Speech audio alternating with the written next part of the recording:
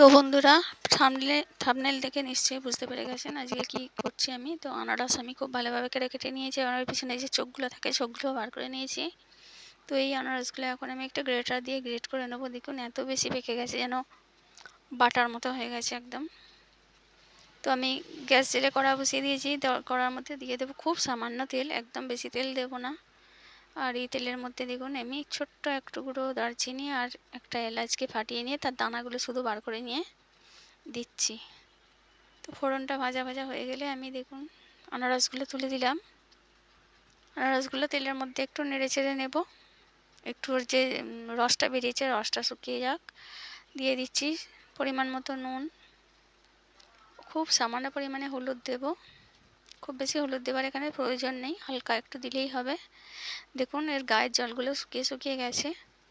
এখন আমি এর মধ্যে খুব অল্প পরিমাণে একটু জল দেবো, মানে চাটনিটার আপনি টেক্সচারটাকে যেমন রাখতে চাইছেন সেই রকম পরিমাণে জল দিলেই হবে। আনারসের চাটনি যেহেতু থকথকে টাইপের একটু খায়, তাই আমি খুবই অল্প জল দেব।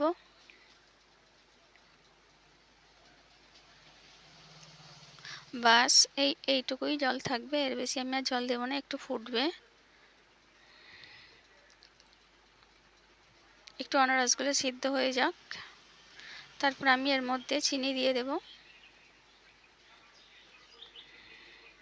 দেখুন আনারসগুলো বেশ কিছুক্ষণ ফুটে যাওয়ার পর আমি চিনিটা দিয়ে দিলাম এর মধ্যে। যে যেরকম মিষ্টি খেতে চান সেই রকম দেবেন। আর আনারসের চাটনিতে একটু বেশি মিষ্টি খায়, তাই আমি একটু বেশি করেই চিনিটা দিলাম।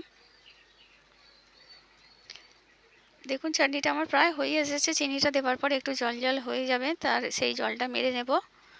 আমি যেমনটা রাখতে চাই ঠিক সেরকমটা হয়ে গেলে আমি দেখুন চাটনিটা আমার হয়ে গেছে। এবার